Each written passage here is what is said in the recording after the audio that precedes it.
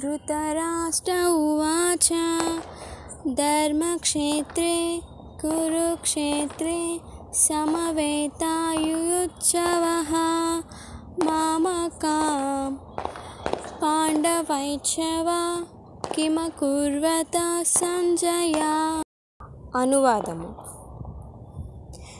ధృతరాష్ట్రుడు ఇట్లు పలికెను: ఓ సంజయ, ధర్మక్షేత్రమైన కురుక్షేత్రమునందు నా తనయులు మరియు పాండురాజు తనయులు యుద్ధము చేయుగోరువారై సమకూడిన పిమ్మట ఏమి చేసిరి?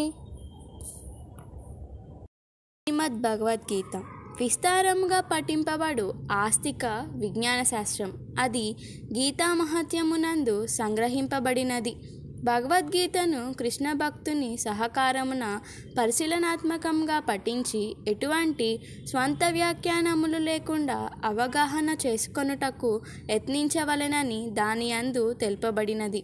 గీతను అర్జునుడు శ్రీకృష్ణ భగవాను నుండి ప్రత్యక్షముగా శ్రవణము చేసి అవగాహన చేసుకొనెను.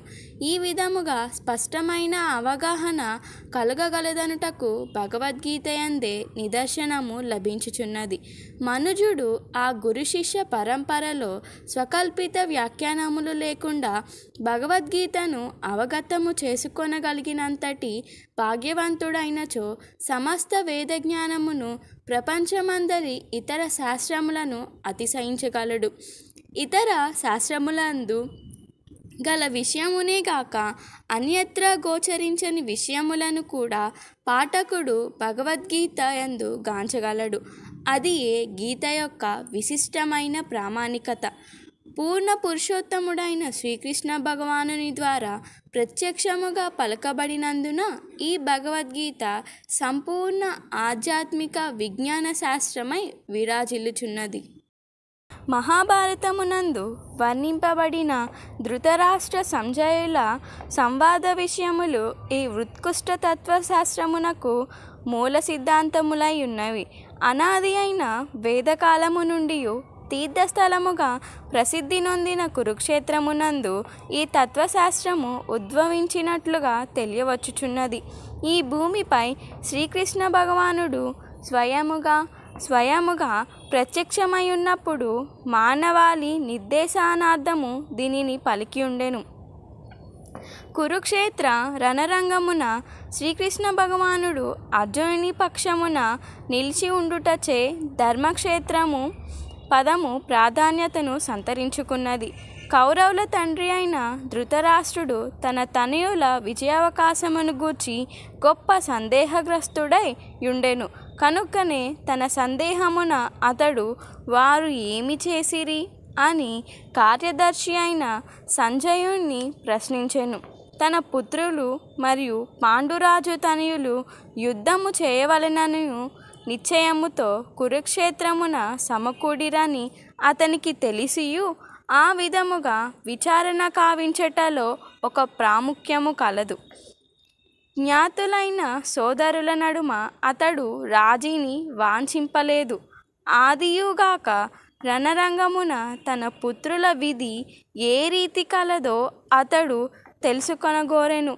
కానీ దేవతలకు సైతము పూజనీయ స్థానముగా వేదములలో తెలుపబడి ఉన్న కురుక్షేత్రమునందు యుద్ధము ఏర్పాటు చేయుటచే యుద్ధ పరిమాణముపై స్థల ప్రభావమును గూర్చి అతడు మిగుల భీతి నొందెను. స్వభావరీత్యా ధర్మాత్ములైనందున అర్జునుడు మరియు ఇతర పాండుతనయులకు అది అనుకూల ప్రభావము చూపునని అతడెరిగి ఉండెను. సంజయుడు వ్యాసదేవుని శిష్యుడు. ధృతరాష్ట్రుని మందిరముననే నిలిచియున్నను అతడు వ్యాసుని కరుణచే కురుక్షేత్ర రంగమును గాంచగలిగెను. కనుకనే యుద్ధరంగమందరి పరిస్థితిని గూర్చి సంజయుణ్ణి అడిగెను. పాండవులు మరియు ధృతరాష్ట్రుని తనయులు ఒకే వంశమునకు చెందినవారు. కానీ కేవలము తమ పుత్రులనే కురు సంతానముగా పలికి పాండు సంతానమును వంశము నుండి వేరుపరచుట ద్వారా ధృతరాష్ట్రుడు ఇచ్చట తన మనసును విశదపరచుచున్నాడు.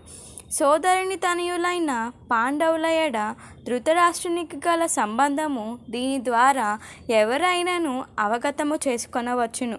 పంట పొలము నుండి కలుపు మొక్కలను తీసివేయబడు రీతి, ధర్మపిత అయిన శ్రీకృష్ణ భగవానుడు నిలిచి ఉన్న ధర్మక్షేత్రమగు కురుక్షేత్రము నుండి కలుపు మొక్కల వంటి దుర్యోధనాది ధృతరాష్ట్రుని తనయులు తీసివేయబడుదురనియు, యుధిష్ఠరుని అధ్యక్షతన గల ధర్మయుతులైన పాండవులు భగవానునిచే సుప్రతిష్ఠితులు కాగలరనియు ఆది నుండియే ఈ విధముగా ఊహించబడినది. చారిత్రక మరియు వైదిక ప్రాముఖ్యమేగాక ధర్మక్షేత్రము మరియు కురుక్షేత్రము అనడి పదములకు గల విశేషార్థమిదియే.